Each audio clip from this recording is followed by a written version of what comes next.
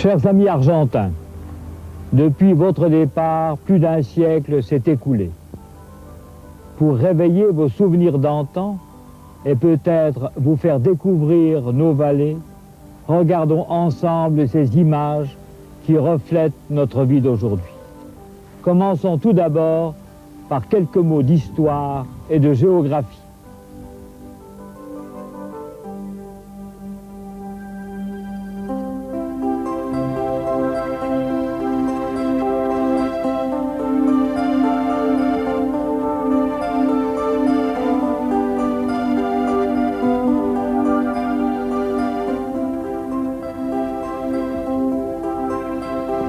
Le château.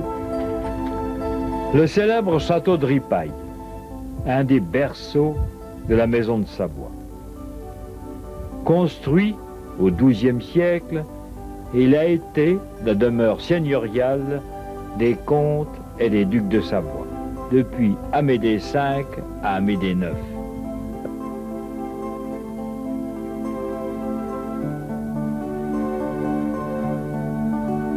Le plus célèbre d'entre eux étant Amédée VIII, qui régna sur la Savoie de 1391 à 1451.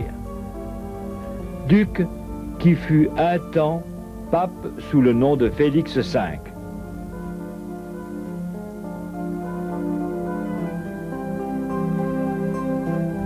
Les murs de ce château accueillirent également Humbert aux Blanchemains.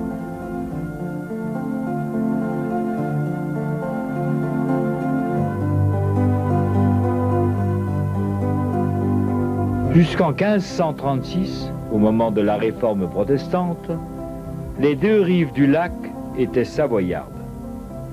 Genève et son canton sont devenus suisses à la chute de Napoléon Ier en 1814. En 1594, Saint François de Sales reprend l'évangélisation du Chablais. Le château des Allinges en fut le départ.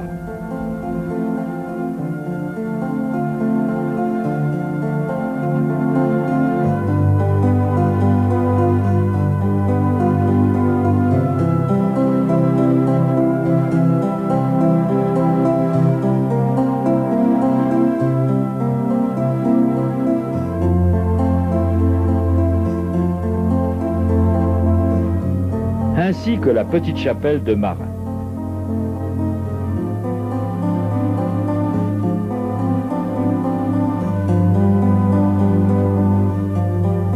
Le village de Marin est la patrie d'origine des familles Verne et Noir.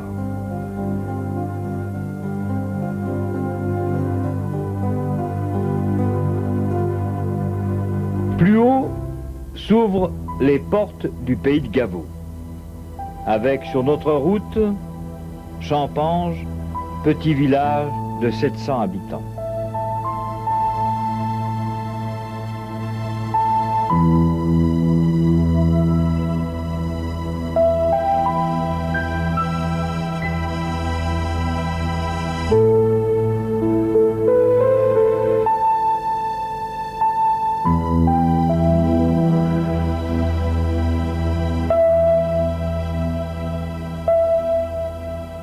Larringe.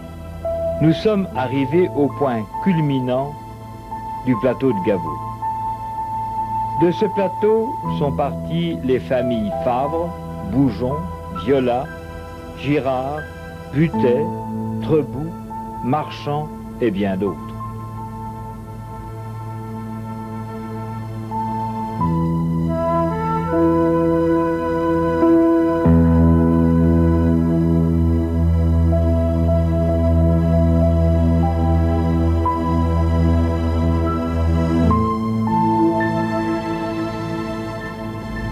Du château de Larringe, nous surplombons le lac Léman, avec au nord-est Montet et le canton du Valais.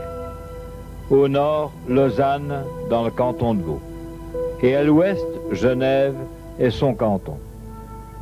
C'est ici que se sont implantés de nombreux services internationaux, tels que l'ONU, le BIT et l'OMS.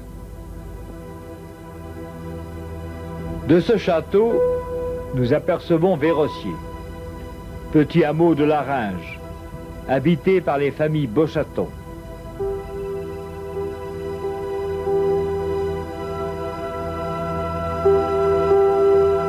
On peut encore y voir le bassin de pierre, où leurs ancêtres abreuvaient leurs vaches. Au fond, une montagne qui fait partie des Préalpes, couverte de pâturages et de sapins, d'une hauteur de 2225 mètres. Cette pointe a été baptisée la Dandoche. Elle doit tout simplement son nom à sa forme. À son pied, un joli village savoyard, Bernex. 3 rivières, appelées Drances, sillonnent les vallées. La vallée de l'Ulin-Bellevaux, la vallée d'Eau et la vallée d'Abondance. C'est de ces 3 vallées que sont partis les Savoyards vers les plaines de la Plata. De la vallée de l'Ulin-Bellevaux sont partis les familles Collou, Trabichet, Morel, Vullier et Boignoux. Ils ont tous émigré dans la région de Santa Fe et de San Carlos.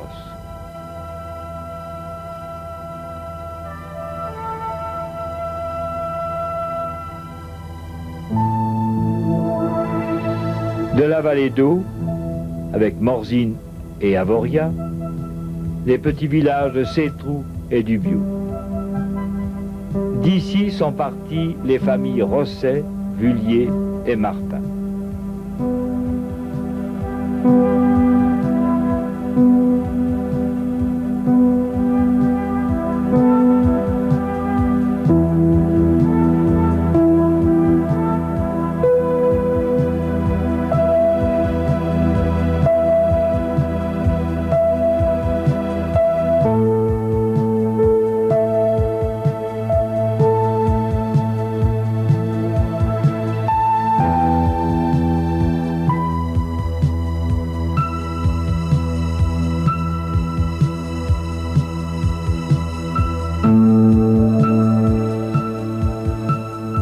Remontons maintenant la vallée d'Abondance, avec le village de Vacheresse, connu pour son imposante mairie.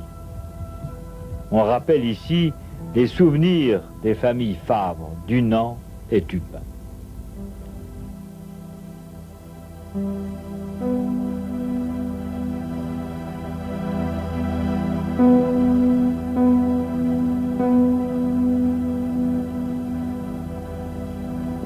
On peut voir plus haut, à flanc de montagne, le petit village de Bonnebeau.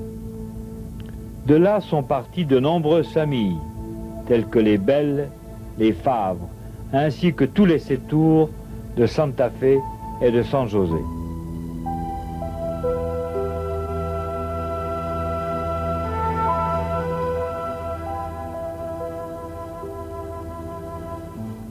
Au cœur de cette vallée, le village d'Abondance, nom célèbre par son fromage et par ses vaches laitières, auxquelles il a donné son nom, la race d'Abondance.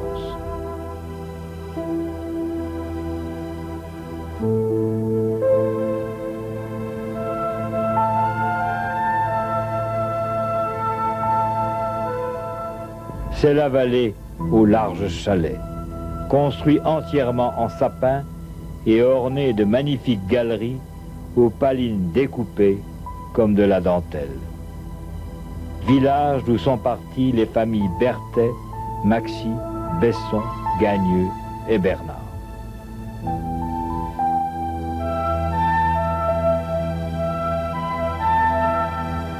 La vieille abbaye du XIIe siècle domine le village.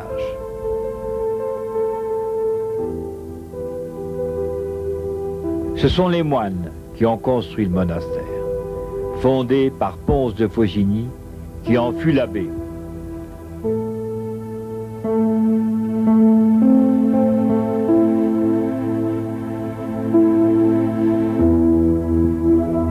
Le cloître est devenu célèbre grâce au duc Amédée VIII, qui au XVe siècle fit venir un peintre piémontais pour recouvrir les murs de fresques.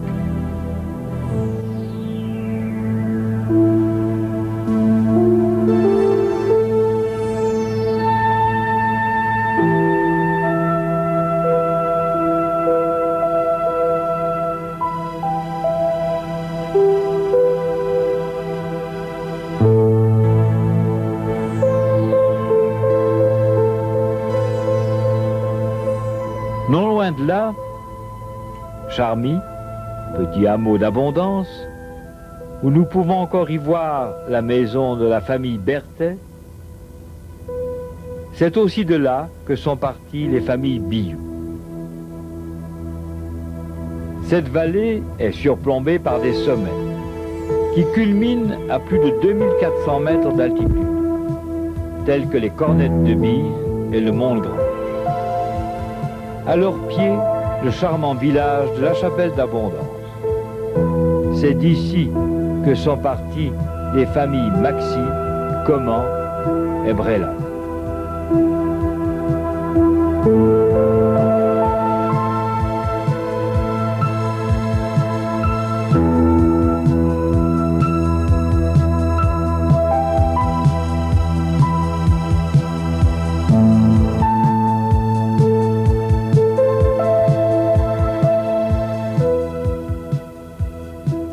Cette vallée, d'une longueur de 25 km, nous amène à Châtel, village frontalier avec le Valais suisse et qui se termine par le col de Morgin.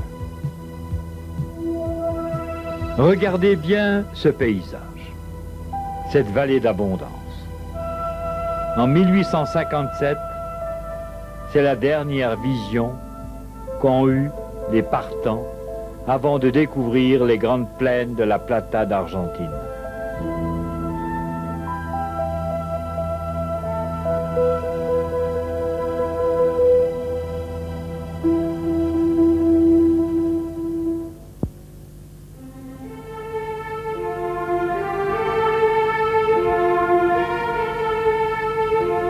En 1990, il existe encore deux types d'agriculture.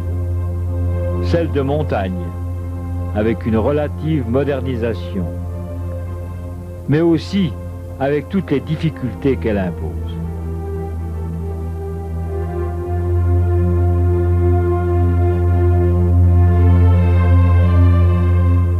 L'hiver est long et rude, mais quand la belle saison arrive, les bergers conduisent leurs troupeaux en alpage, vers des pâturages sains et abondant. Le troupeau va paître paisiblement jusqu'à l'arrivée des mauvais jours. Ensuite, il faudra redescendre aux étables et attendre de nouveau le prochain été.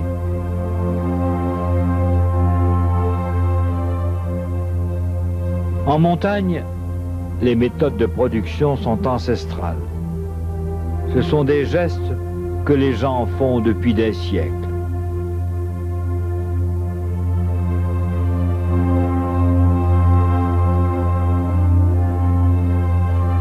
La traite des vaches se fait qu'encore parfois à la main. Mais tout ce travail fournit des produits d'excellente qualité.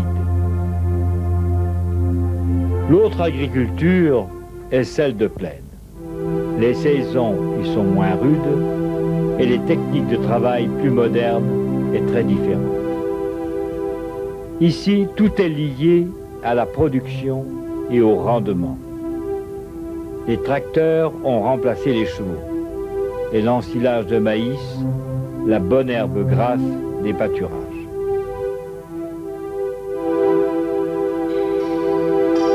Les techniques de production y sont extrêmement modernes.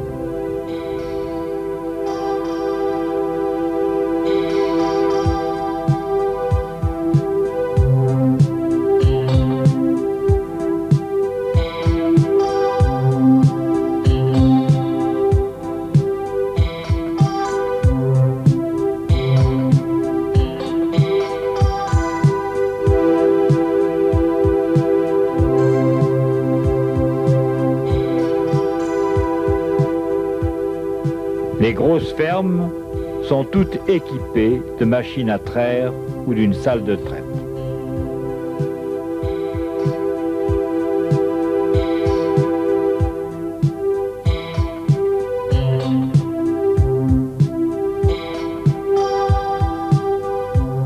Quand arrive la saison des foins, de grosses autochargeuses ramassent le foin en vrac.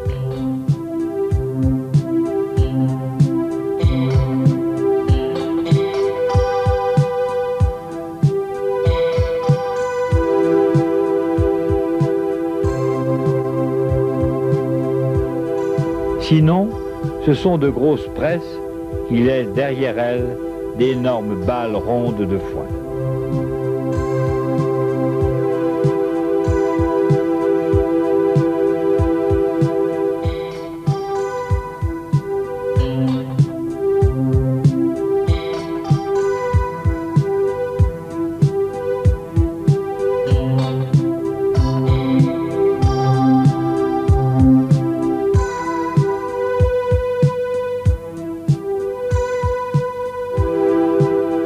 L'agriculture de plaine est basée principalement sur la quantité de production.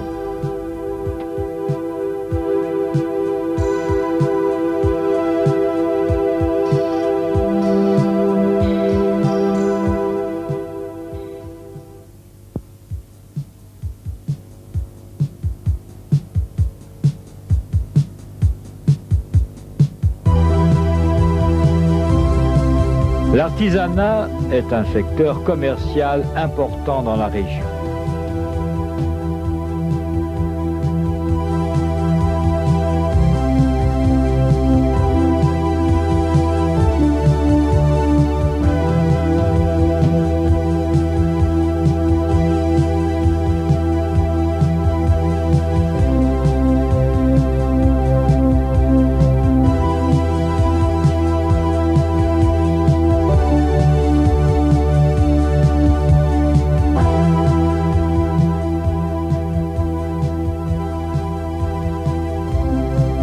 L'artisanat est aussi varié que le bois que l'on travaille, sous une multitude de formes.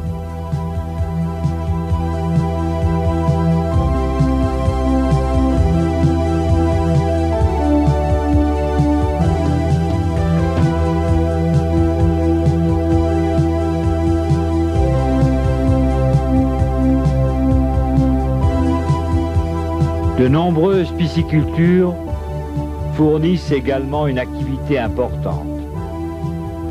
Chaque année, 2 millions de truites et d'ombres chevaliers sont déversées dans de nombreux cours d'eau.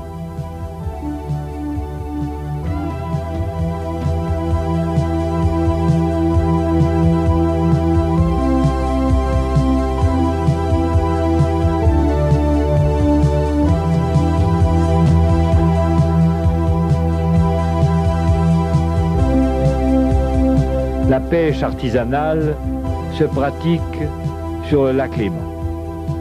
Les embarcations sont des petites barques en bois. Sur notre rive, nous pouvons encore compter une cinquantaine de pêcheurs professionnels. Le poisson le plus rencontré dans leur filet est la perche, poisson très prisé dans notre gastronomie locale. Gastronomie riche et variée, vu le nombre important de variétés de fromages. Les plus connus d'entre eux étant la tome de Savoie et le fromage d'abondance.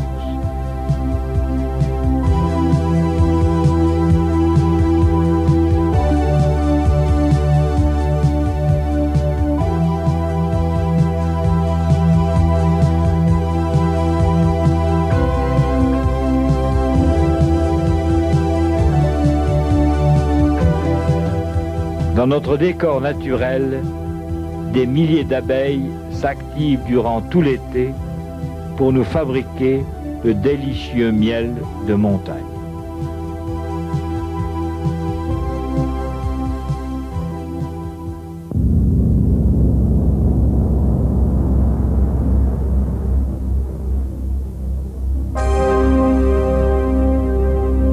nombreuses industries se sont implantées sur les rives du lac Léman.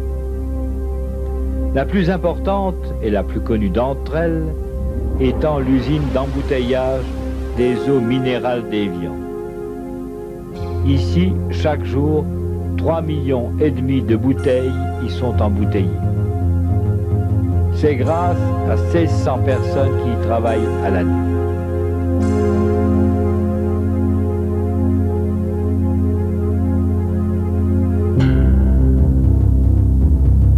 Cette industrie comporte également les thermes et le centre Évian Équilibre.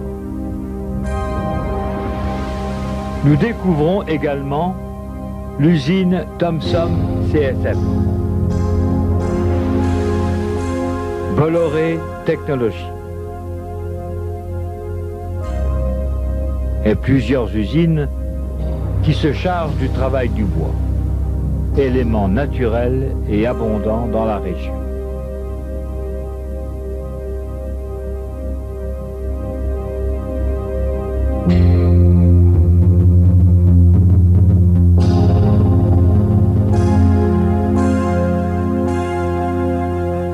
C'est grâce à tout ce milieu industriel que notre région est en expansion.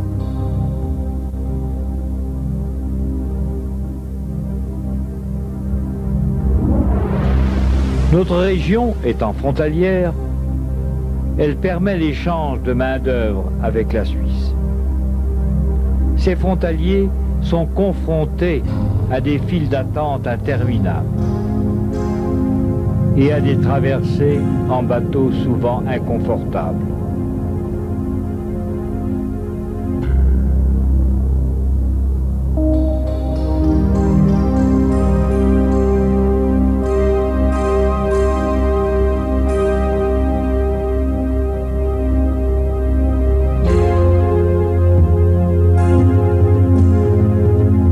La motivation de ces travailleurs reste en règle générale le salaire, grâce à un change très favorable.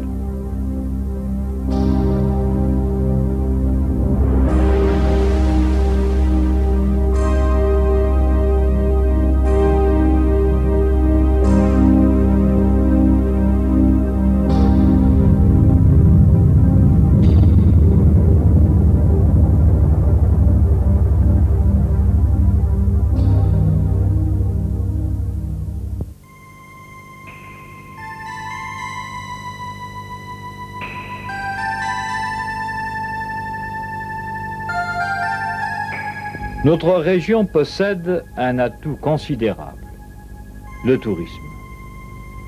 Durant toute la saison d'hiver, le ski est roi.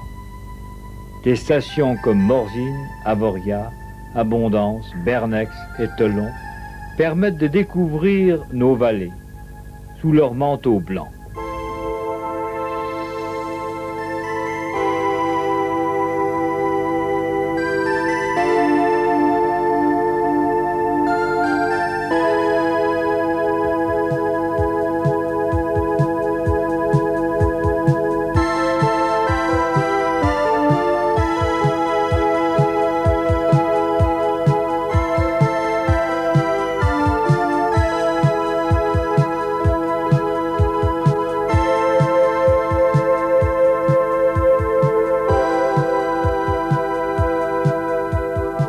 Toute la région, pour répondre à la demande, a mis à disposition de nombreux complexes hôteliers.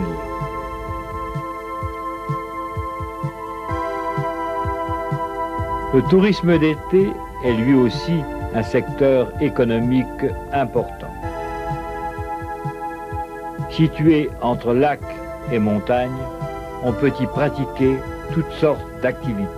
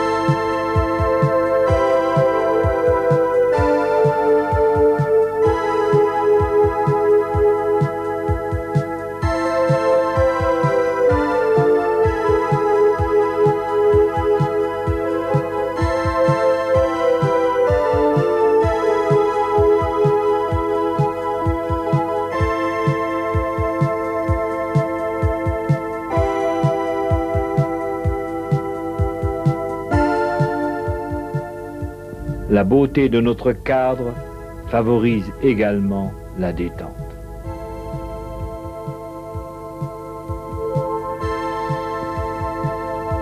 Ainsi va l'histoire. De nouvelles pages restent à écrire. Écrivons-les ensemble. À bientôt. Arvi, pas.